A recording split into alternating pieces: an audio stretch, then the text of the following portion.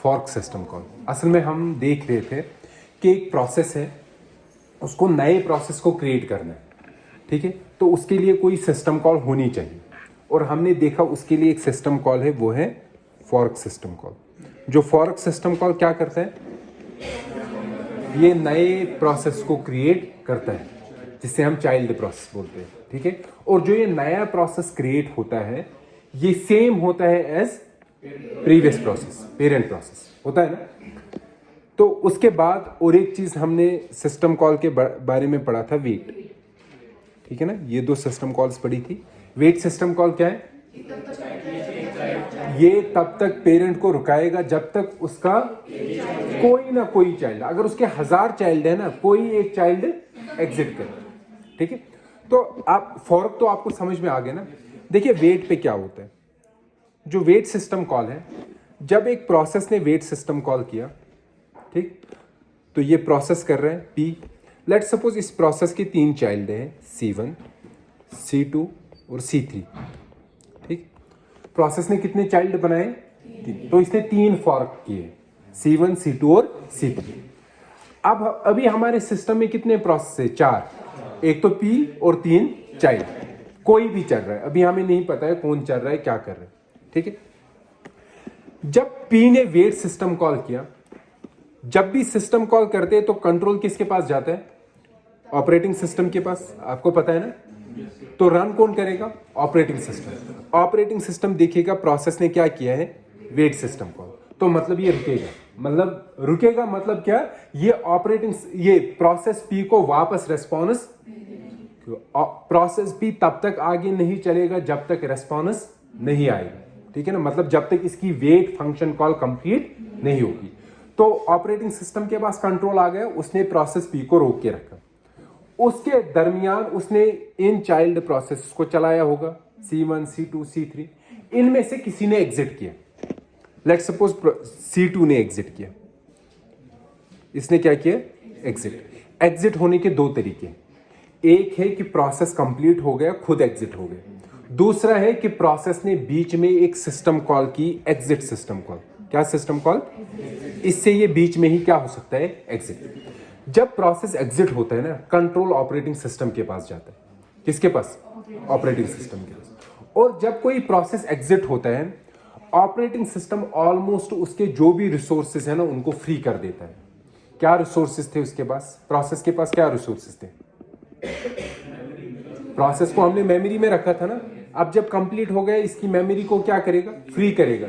इसने let suppose कुछ files को ओपन किया था, उनको भी अगर इसने क्लोज नहीं किया है, हम क्लोज करेंगे, ऑपरेटिंग सिस्टम। लेकिन कुछ चीजें ऐसी हैं, जब प्रोसेस एग्जिट होता है, ऑपरेटिंग सिस्टम वो चीजें उसकी क्लियर नहीं करता है। मतलब एग्जिट होने के बाद भी प्रोसेस का कुछ चीज कहां रहता है, मेमोरी में। क्यों रहता है मेमोरी में, क्या पता जो प्रोसेस एग्जिट हुआ उसे कुछ इंफॉर्मेशन देनी थी अपने पेरेंट को। किसको देनी थी, अगर ऑपरेटिंग सिस्टम ने उसका सब कुछ क्लियर किया, तो जो इंफॉर्मेशन इसे पेरेंट को देनी थी, वो इंफॉर्मेशन भी क्लियर होगी ना।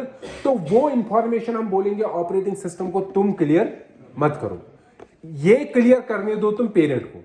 अगर पेरेंट को ये इंफॉर्मेशन जरूरत नहीं है, वो बोल देगा तुम्हें ये क्लियर कर दो, तुम क्लियर करो। लेकिन अगर उससे वो जरूरत है, वो उसको क्या करेगा, यूज करेगा, ठीक है। तो आपको याद रखना है, जब भी एक प्रोसेस एग्जिट होता है, ये अपना पूरा clear, some information still remains. अगर वो इंफॉर्मेशन वहां रही ना, अगर उसको किसी ने क्लियर नहीं किया, वो हमेशा क्या रहेगी, मेमोरी में, हमेशा कहां रहेगी। यहां तक समझ आया आप लोगों को क्या मैं बोल रहा हूं। प्रोसेस है, उसने चाइल्ड बनाए, लेट्स सपोज कोई प्रोसेस एग्जिट हो गए, ठीक है। जब वो एग्जिट होता है, वो अपने रिसोर्सेज को क्या कर देता है, क्लियर। लेकिन कुछ चीज है जिसको वो खुद क्लियर, वो क्लियर कौन कर सकता है, उसका पेरेंट, ठीक है। यहां तक समझ आ गया। अब हम वापस आते हैं, वेट सिस्टम कॉल किया पेरेंट ने, तो कंट्रोल किसके पास गया, ऑपरेटिंग सिस्टम। ऑपरेटिंग सिस्टम ने पेरेंट को रुका के रखा, ठीक है। उसके दरमियान उसने किसको चलाया, C1, C2, C3 में किसी को। अब कोई प्रोसेस एग्जिट हो गई, लेट्स सपोज C2 एग्जिट हो गई, ठीक है। जब C2 एग्जिट हो गए, इसने क्या किया, अपना पूरा क्लियर किया, लेकिन कुछ पोर्शन, स्टेटस इंफॉर्मेशन अभी कहां है इसकी, मेमोरी में। जब ये एग्जिट हुआ ना प्रोसेस, एग्जिट भी किसको पता चलता है? Operating system, because exit is a system call. तो ऑपरेटिंग सिस्टम को पता चला कोई प्रोसेस क्या हो गए, एग्जिट हो गया, और उसे उस प्रोसेस की क्या मिल गई? पीआईडी। ऑपरेटिंग सिस्टम को क्या मिल गई? पीआईडी। ये देखता है ये जो प्रोसेस एग्जिट हो गया, कहीं इसका कोई पेरेंट वेट तो नहीं कर रहा है, ठीक है, और ऑलरेडी इसका वेट कर रहे हैं ना, क्योंकि उसने क्या किया था? Wait system call. जब ये देखेगा ये जो अभी प्रोसेस एग्जिट हो गया, इसके पेरेंट की मुझे वेट कॉल आई है, ठीक है, क्यों ना मैं उस पेरेंट को इन्फॉर्म करूं कि तुम्हारी वेट कॉल कंप्लीट हो गई, तुम अब आगे चल सकते हो। तो वो क्या करता है ऑपरेटिंग सिस्टम? उस पेरेंट को इंफॉर्मेशन भेजेगा कि तुम्हारी वेट कॉल क्या हो गई? कंप्लीट हो गई, और उसके साथ वो भेजेगा पीआईडी उस चाइल्ड का जो कंप्लीट हो गया, ठीक है। तो मतलब वेट का रिटर्न वैल्यू क्या होगा? पीआईडी ऑफ द चाइल्ड जो एग्जिट हो गया। समझ आया? समझ आ गया? पेरेंट है, पेरेंट ने क्या किया? वेट सिस्टम कॉल किया। जब वेट करता है तो ऑपरेटिंग सिस्टम फिर बाकी प्रोसेस को चलाता है। अब इसमें से कोई चाइल्ड एग्जिट हो गया, इंफॉर्मेशन किसके पास गई? पहले ऑपरेटिंग सिस्टम की। ऑपरेटिंग सिस्टम ने उसका पीआईडी उठा के उस प्रोसेस को भेजा जो इसका वेट कर रहा है, ठीक है, मिल गया ना उससे पीआईडी। जब वो वेट कर आता है ना उसको पीआईडी, वो पेरेंट क्या करता है? ऑपरेटिंग सिस्टम को बता देता है इसका बाकी इंफॉर्मेशन भी तुम क्लियर कर दो, ठीक है। तो वेट का काम सिर्फ वेट नहीं करवाना है, उसका और एक काम है, जो ये चाइल्ड का कुछ एक्स्ट्रा डेटा रहा था ना, अगर मुझे यूज है मैं वो यूज करूंगा, अगर नहीं है उसको भी क्या कर दो? क्लियर कर दो। समझ आए हर एक को? वेट सिस्टम कॉल का फंक्शनैलिटी समझ में आया? लेट्स से हमारा पेरेंट है, ठीक, इसके चाइल्ड है, इसने फॉरक किया।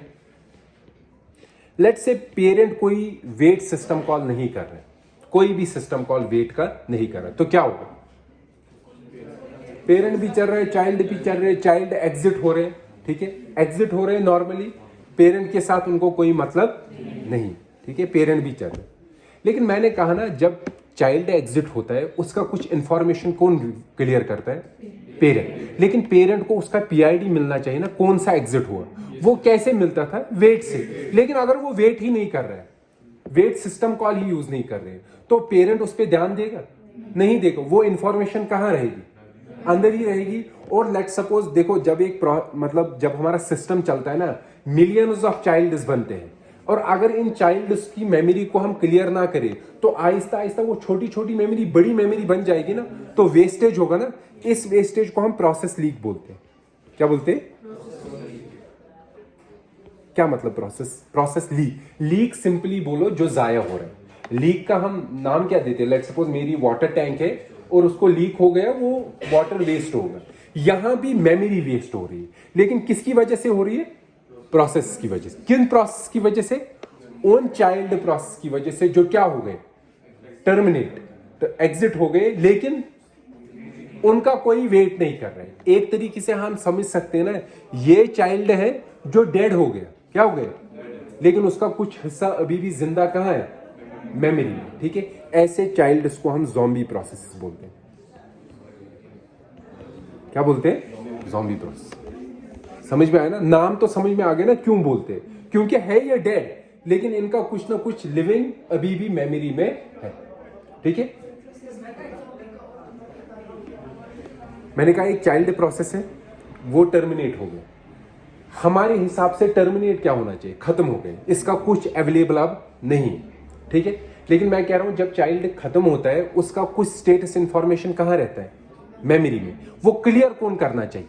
पेरेंट। लेकिन जब पेरेंट ने वेट ही नहीं किया सिस्टम कॉल, वो क्लियर करेगा? नहीं करेगा, ठीक है ना, क्योंकि उसे पता ही नहीं है कौन सा चाइल्ड एग्जिट हुआ और किसका मैं क्लियर करूं, ठीक है। ऐसा प्रोसेस जो एग्जिट हो गया और इसका कोई वेट नहीं कर रहा है कोई पेरेंट, ठीक है, उसका वो स्टेटस इंफॉर्मेशन कहां रह रहा है? मेमोरी में। इसको क्या बोलते हैं हम? Process leak. और ऐसे चाइल्ड प्रोसेस को हम क्या बोलते हैं? Zombie process. जो एग्जिट हो गए लेकिन उनका किसी ने क्लियर अभी मेमोरी नहीं किया, ठीक है, अभी मेमोरी इनका क्लियर नहीं हो, ठीक। ये एक सिनेरियो है। दूसरा देखिए, पेरेंट है, ठीक है, पेरेंट के चाइल्ड से C1, C2, C3 ये चल रहे हैं सभी। लेट सपोज पेरेंट पहले एग्जिट हो गए। कौन सा एग्जिट हुआ? पेरेंट ही खत्म हो गए। हो सकता है ना, अगर वही पहले चल गया, उसने अपना काम खत्म किया, हो गया एग्जिट। इनका पेरेंट कहाँ रह गया? इनका पेरेंट है ही नहीं, ठीक है ना। ये हमारे ऑर्फन प्रोसेसेस है। सर जैसे पहले वाले में एक प्रोसेस था, उसको 3 चाइल्ड थे, जैसे एक चाइल्ड एग्जीक्यूट हो गया तो वो प्रोसेस को मतलब पीआईडी दे दिया, प्रोसेस आगे गया। फिर जो बाकी 2 थे उसमें, तो वो भी तो ज़ॉम्बी में ही आ जाएंगे। वो अभी चल रहे हैं। अगर वो एग्जिट होंगे ना, वो ज़ॉम्बी बन गए, क्योंकि उनका कोई वेट नहीं कर रहे, ठीक है ना। ऑर्फन समझ में आ गया, जिनका पेरेंट खत्म हो गए। आपको नहीं लगता हमें ये दोनों सिनेरियोज हैंडल करने, ऑर्फन वाले भी और ज़ॉम्बी वाले भी? जरा ज़ॉम्बी वाले कैसे आप हैंडल करोगे? आप एक नहीं लगाओगे, आप यहां कितने कॉल्स लगाओगे? 3। कितने चाइल्ड से, ठीक है। लेकिन नॉर्मली देखते हैं हम, लेट सपोज आप सर्वर चलाते हो ना, सर्वर में रिक्वेस्ट आती है ना, सर्वर एक प्रोसेस होता है। क्या होता है? जब उसे रिक्वेस्ट आती है ना, वो एक नया चाइल्ड क्रिएट करता है। अभी मैं आपको बोल रहा हूं चाइल्ड, असल में वो वहां थ्रेड्स क्रिएट करता है, लेकिन अभी हम वो समझेंगे चाइल्ड के बेसिस पे। वो एक नया चाइल्ड क्रिएट करता है। क्या करता है? वो चाइल्ड उस रिक्वेस्ट को हैंडल करेगा। सर्वर वापस क्या काम करेगा? रिक्वेस्ट के लिए लिसन करेगा, ठीक है। और एक रिक्वेस्ट आया और एक चाइल्ड बनाया, और एक रिक्वेस्ट आया और एक। यहां वेट किसको यूज करना है? सर्वर प्रोसेस को, क्योंकि उसके चाइल्ड जब खत्म होगा तो वेट कौन करेगा? सर्वर। लेकिन हमें यहां पता होने चाहिए ना कितने चाइल्ड्स बनेंगे, उतने वेट लगाएंगे ना। लेकिन सर्वर के केस में कभी आपको पता होता है कितने चाइल्ड बनेंगे? नहीं ना पता होता है। क्यों? अरे हमें कहां पता है कितनी रिक्वेस्ट्स आएंगी, ठीक है। तो ये सिनेरियो जो अभी आपने बोला ना, जितने चाइल्ड बन रहे उतने वेट डाल दो, ये लगता है आपको फिजिबल सॉल्यूशन है। किसी किसी जगह फिजिबल है, लेकिन हर जगह फिजिबल है नहीं, ठीक है ना। तो मतलब ऐसा सॉल्यूशन फिजिबल, कोई और सॉल्यूशन?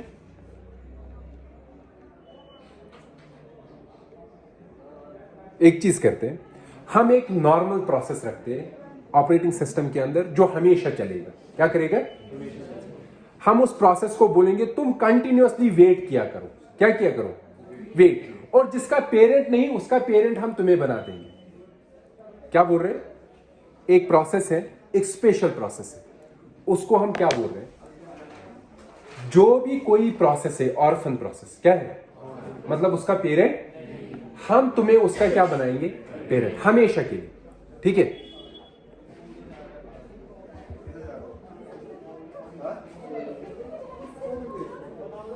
हम तुम्हें उसका पेरेंट बना रहे हैं, ठीक है। जब पेरेंट बना रहे हैं, तुम्हारा क्या काम क्या है? तुम रिपीटेडली वेट चलाया करो। क्या चलाया करो?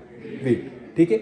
जब वो रिपीटेडली वेट चलाएगा ना, जितने भी प्रोसेस जिनका कोई पेरेंट नहीं है या जिनको किसी ने क्लियर नहीं किया, उनको कौन आप क्लियर करेगा? यही ये कॉमन प्रोसेस, ठीक है। ये कॉमन प्रोसेस होता है इनिट प्रोसेस। क्या होता है? ये हमेशा ऑपरेटिंग सिस्टम में चलता है। जब हम स्टार्ट करते हैं ना ऑपरेटिंग सिस्टम को, तो एक प्रोसेस क्रिएट होता है, वो कौन सा है? इनिट। ये चलता है। देखिए अभी मैं इसको फिर से समझाता हूं आपको। इनिट प्रोसेस है, वो रिपीटेडली क्या करता है? वेट कॉल करता है। वेट किया, फिर से वेट, मतलब आप समझिए वाइल लूप में चल रहा है, इन्फिनाइट वाइल लूप में। अब देखिए आप, पेरेंट था,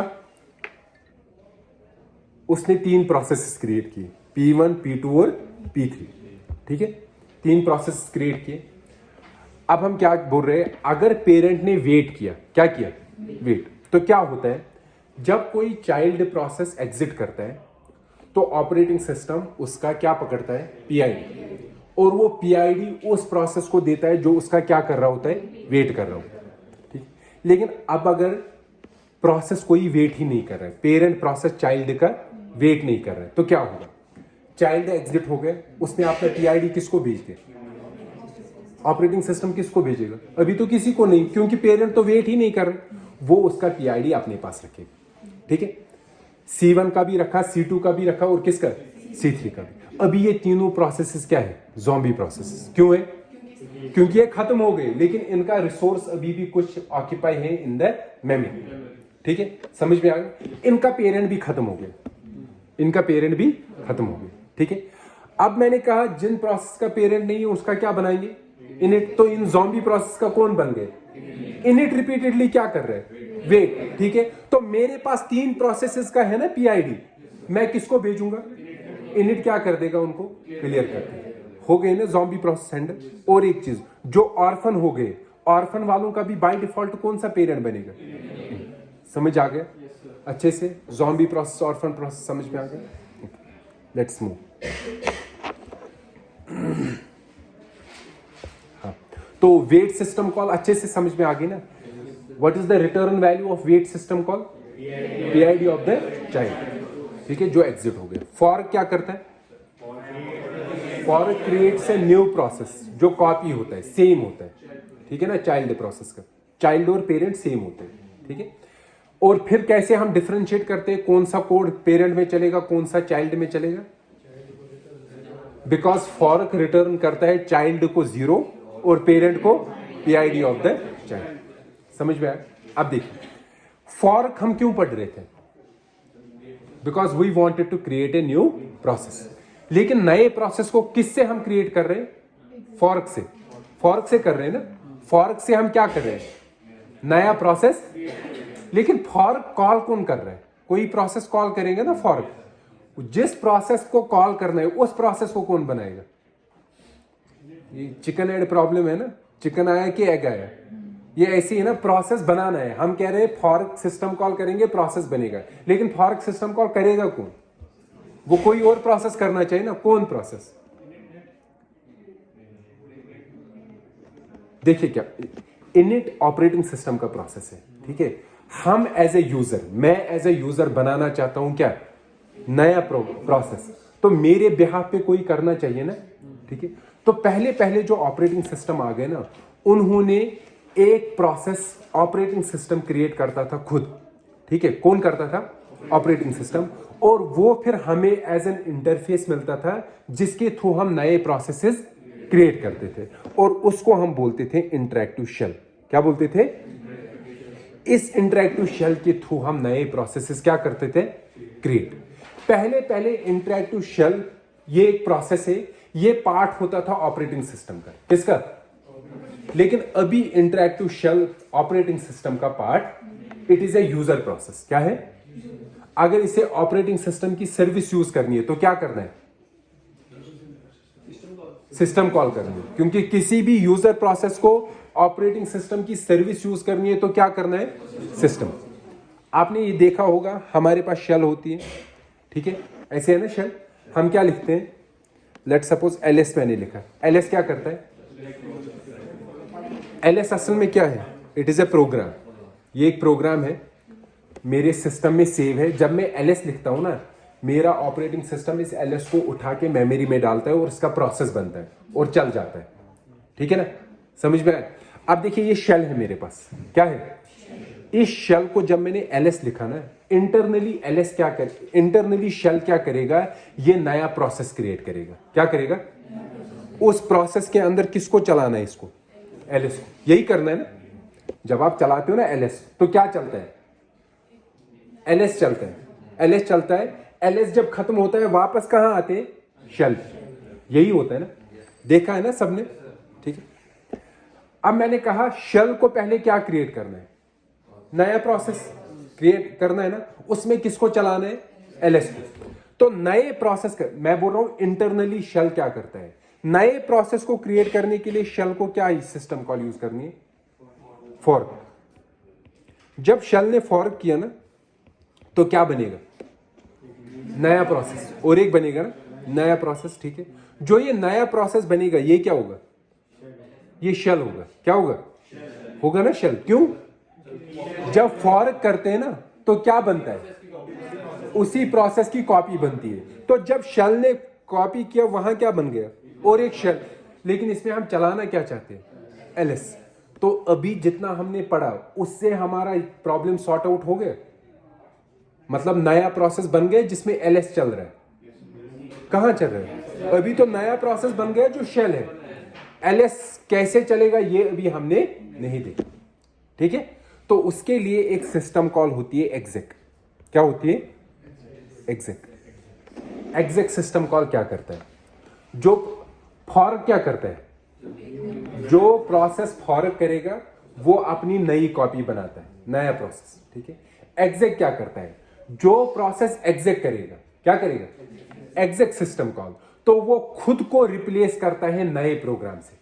खुद को रिप्लेस करता है क्या, किस नए प्रोग्राम से, वो हमें आर्गुमेंट में देना पड़ता है कि किस नए प्रोग्राम से तुम्हें रिप्लेस करना है। तो यहां आर्गुमेंट में हम क्या देंगे, एल्स। तो क्या होगा, देखिए पहले शेल ने क्या किया, फॉरक करके ये बन गया ना, ये चाइल्ड है, ठीक है। अब क्या करना है, एग्जेक करना है ना। ये एग्जेक करेगा कि चाइल्ड एग्जेक करेगा, पेरेंट तो ऐसे ही रखना है ना, इसमें हमें रिप्लेस करना है ना। ये क्या करेगा, एग्जेक एलएस, तो यहां रिप्लेस होगा इसका कोड किससे, एलएस से, तो कौन चलेगा, एलएस, ठीक है, हो गए ना। तो नया प्रोग्राम क्रिएट करने के लिए हमें क्या करना पड़ता है, पहले फॉरक देन एग्जेक। समझ, चाइल्ड, अगर आप पेरेंट को ही रिप्लेस करना चाहते हो पेरेंट में करो, मैं कह रहा हूं जो भी एग्जेक करेगा वो खुद को रिप्लेस करेगा with a new program. Logically हमें यहां किस में करना चाहिए, पेरेंट में कि चाइल्ड में, चाइल्ड में, क्योंकि चाइल्ड नया प्रोसेस बन गया ना। और एक चीज, फिर क्या करेगा, जब चाइल्ड एग्जेक करेगा ना, पेरेंट क्या तब तक करेगा, वो वेट करेगा, क्या करेगा, वेट। और जब एलएस खत्म होगा वापस किस पे कंट्रोल जाएगा, पेरेंट पे। पेरेंट कौन है, शेल, और शेल पे आप नया प्रोग्राम भी, फॉर एग्जांपल अगर किसी ने अब ऐसे लिखा मेक dir foo, इसका क्या मतलब है, नई डायरेक्टरी बनाओ जिसका नाम क्या होगा, तो क्या करेगा शेल, कैसे चलाएगा इसको, इस कमांड को, पहले नहीं ये वाला छोड़ दो, ये खत्म हो गया, अब आपने नई कमांड लिखी, क्या करेगा, पहले फॉरक करेगा, फिर एग्जेक करेगा जिसमें ये चलेगा, ठीक है, और क्या करेगा, वेट। समझ में आया। तो शेल यही करता है, फॉरक और एग्जेक, फॉरक और यही काम है किसका, शेल का, ठीक है। तो आपको नहीं लगता है आप खुद एक नया शेल बना सकते हो, बना सकते हो ना। एक प्रोग्राम ऐसा बनाना है जो इंटरफेस दे ब्लैक कलर का, ठीक है, या किसी और कलर का। आप फिर जब भी कोई कमांड लिख रहा है पीछे से बैकग्राउंड में आप फॉरक करोगे और क्या करोगे, ठीक है। ये आपका असाइनमेंट होगा जो मैं आपको बाद में डिटेल में बता दूंगा। समझ में आया। ये जो एग्जेक है, एग्जेक जो मैंने पढ़ाया आपको, सिस्टम कॉल तो है लेकिन इसके वर्जन्स, मतलब जो हम यूज करते हैं, इसके 6 वर्जन्स, कितने हैं, 6 डिफरेंट वर्जन्स है किसके, एग्जेक, ठीक है। हम वो वर्जन्स थोड़ा ब्रीफली पढ़ेंगे, बाकी आप वो खुद कर सकते हो, ठीक है। एग्जेक के 6 वर्जन्स क्या है, एक तो है एग्जेक एल, एग्जेक एलपी और एग्जेक एलई, जिनको हम, ये 3 है लिस्ट वर्जन्स और 3 है वेक्टर वर्जन्स, एग्जेक वी, एग्जेक वीपी और एग्जेक वीई।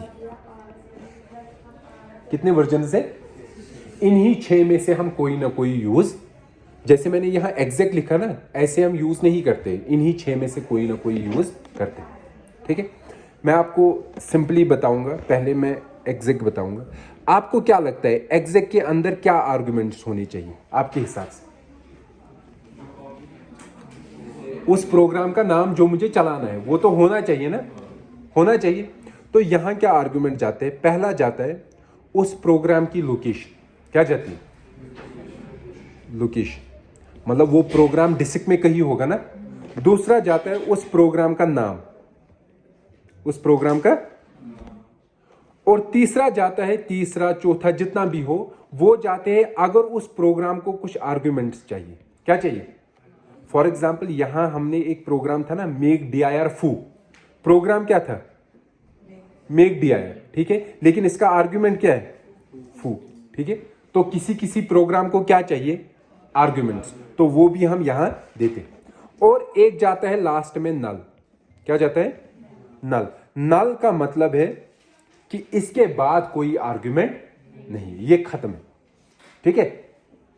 ये जो पहले 2 होते हैं ना, ये सेम होते हैं, क्या होते हैं, क्योंकि अगर आप देखोगे ना, फॉर एग्जांपल एलएस प्रोग्राम क्या है, ls प्रोग्राम जो हमारे सिस्टम में सेव होता है वो bin /etc/ls यहां होता है, ठीक है। और कमांड का नाम भी यही है, प्रोग्राम का नाम भी यही है, क्या, bin /etc/ls, ठीक है। तो पहला और दूसरा आर्गुमेंट क्या होंगे, सेम। तो मैं लिखूंगा लेट सपोज मुझे यही ls चलाना है, क्या चलाना है, तो मैं करूंगा exec l, पहले प्रोग्राम का नाम bin /etc/ls, फिर उसके बाद इसका नाम क्या होगा, bin /etc/, इसको कोई आर्गुमेंट चाहिए नहीं, मतलब कभी कभी हम देते भी है लेकिन अभी हम लेट सपोज कोई नहीं चाहिए, तो हम क्या लिखेंगे, तो इससे कौन सा चलेगा, कौन सा प्रोग्राम चलेगा, ls, ठीक है, समझ आया। आप exec lp को भी यूज कर सकते हो ऐसी, ls और null। आप मुझे बताइए इन दो फंक्शंस में क्या डिफरेंस, पहले में मैं पूरी लोकेशन दे रहा हूं, दूसरे में क्या दे रहे, सिर्फ इसका क्या नाम। असल में दूसरे में हम क्या बोलते हैं, हम बोलते हैं सिस्टम को, जो तुम्हारा पाथ वेरिएबल होगा ना, हर सिस्टम में पाथ वेरिएबल सेट होता है ना, मतलब किन किन डायरेक्टरीज में बाय डिफॉल्ट मुझे सर्च करना है, तो हम बोलते हैं सिस्टम को अपने पाथ वेरिएबल में इस प्रोग्राम को क्या करो, सर्च करो, अगर ये अवेलेबल है तो इसको क्या करो, रन करो। तो इसका फायदा ये है, हमें लोकेशन याद रखने की जरूरत, इसमें हमें क्या रखना है, लोकेशन याद रखनी है, डिफरेंस इतनी है, ठीक है ना। और तीसरा आता है exec le, इसका भी सेम होता है, लास्ट में null आता है, लेकिन इसको एक्स्ट्रा कुछ डालने पड़ते हैं, एनवायरमेंट वेरिएबल्स, क्या डालने पड़ते हैं, so it is your homework, not assignment, homework in इस फंक्शन को भी पढ़ना, ठीक है, समझ में आया। अब देखिए ये तो हो गए तीन, अब जो बाकी तीन आते हैं ना वो भी सेम है। पहला है exec v, exec पहले देंगे क्या, प्रोग्राम का नाम, ठीक है ना, फिर क्या देते थे, सॉरी पहले प्रोग्राम की लोकेशन, फिर क्या, प्रोग्राम का नाम, फिर आर्ग्यूमेंट्स, ठीक है। अब हम क्या करेंगे, इन सारे चीजों को एक एरे में रखेंगे, क्या रखेंगे, एक एरे है जिसमें पहला एलिमेंट क्या होगा, प्रोग्राम का नाम, और फिर क्या होंगे, आर्ग्यूमेंट्स। तो यहां हम इसको वही एरे देंगे, बस डिफरेंस यही, यहां हम सारे अलग अलग करके देते थे, ठीक है, यहां क्या देंगे, in the form of array देंगे। और इस एरे का पहला एलिमेंट क्या होगा, name, same as the first argument here, difference इतनी है, बाकी सेम। यहां हम in the form of list देते हैं, यहां in the form of array देते हैं, डिफरेंस और कोई नहीं, ठीक है। तो ये कितने फंक्शंस हो गए इसके, 6। तो मतलब आपको 6 प्रोग्राम्स लिखने हैं, ये समझने के लिए कितने प्रोग्राम्स लिखने, 6 लिखोगे ना आप। तो मैंने जो आपको बुक बोली है हेड फर्स्ट सी, आप क्या करोगे, उस बुक में ये प्रोग्राम्स लिखे, समझाया है, आप उठ के ये समझो, ठीक है, शायद 9th चैप्टर में है, तो वो पढ़ो और देखो, ठीक है। एग्जैक्ट समझ में आ गया हर एक को, किसी को कोई कंफ्यूजन तो नहीं है यहां तक। अब हम आगे चलते हैं, देखिए हमने क्या किया, फॉर्क, फिर वेट भी कर लिया, और एग्जिट और एग्जिट, ठीक है। अब अगर मैं बोलूंगा ना शेल कैसे काम करता है, देखें शेल हमेशा चलता है ना, इन्फिनाइट लूप में चलता है, ठीक है। तो इन्फिनाइट लूप के लिए हम क्या यूज करते हैं, तो शेल क्या करता है, पहले रीड कमांड, पहले कमांड क्या करता है, कमांड किया ना रीड, लेट सपोज जो कमांड रीड हुई वो हमने कहीं सेव रखी, मतलब उसके 2 चीजें सेव रखी, एक का नाम रखा कमांड, दूसरा का नाम रखा आर्ग्यूमेंट्स, ये सेव रखा इसमें, ठीक है। फिर क्या करता होगा शेल, फॉर्क, नया प्रोसेस क्रिएट करेगा, ठीक है, तो वो फॉर्क करता है, लेट सपोज इसका रिटर्न वैल्यू ए में रखा, इफ ए इक्वल टू 0 मतलब कौन चलेगा, चाइल्ड। तो चाइल्ड को क्या करना है,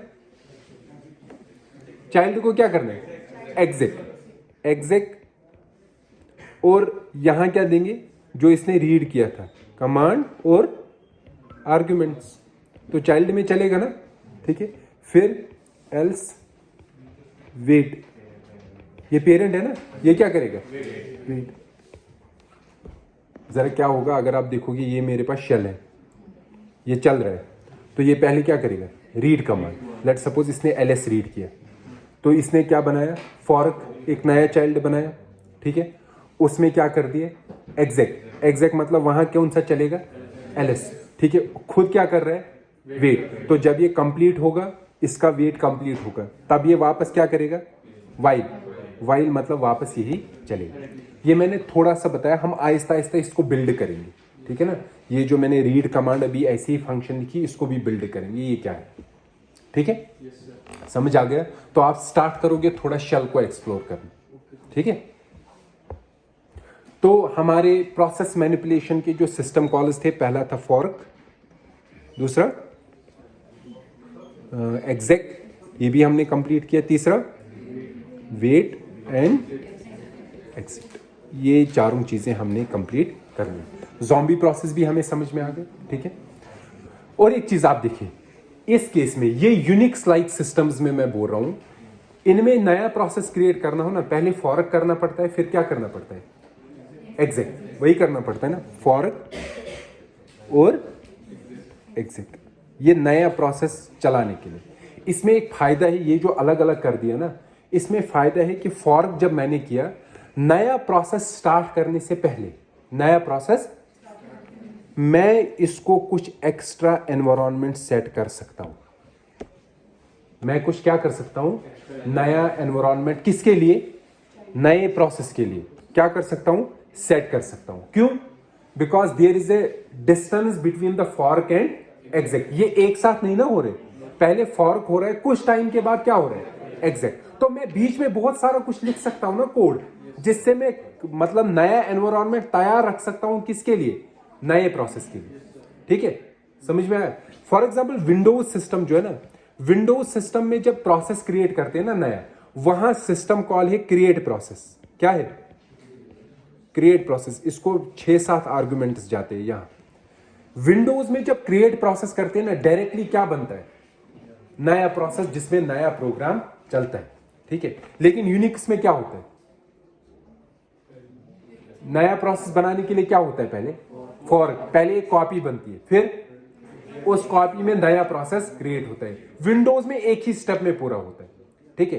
तो वहां अपना फायदा है कि एक ही स्टेप में करना पड़ता है, ठीक है। यहां 2 स्टेप में करना है, लेकिन उसमें एक फायदा है कि नया प्रोसेस स्टार्ट करने से पहले मैं उसका कुछ एनवायरनमेंट नया सेट कर सकता हूं, ठीक है।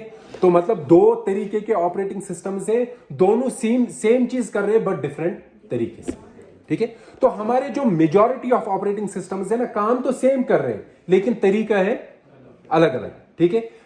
किसी में एक तरीके का एडवांटेज है, किसी में दूसरे तरीके का एडवांटेज है, ठीक है, समझ आ गया। So this was all about the system calls that are used for process manipulation, ठीक है। अब हम इसके बगैर आगे और सिस्टम कॉल्स पढ़ेंगे नेक्स्ट लेक्चर में।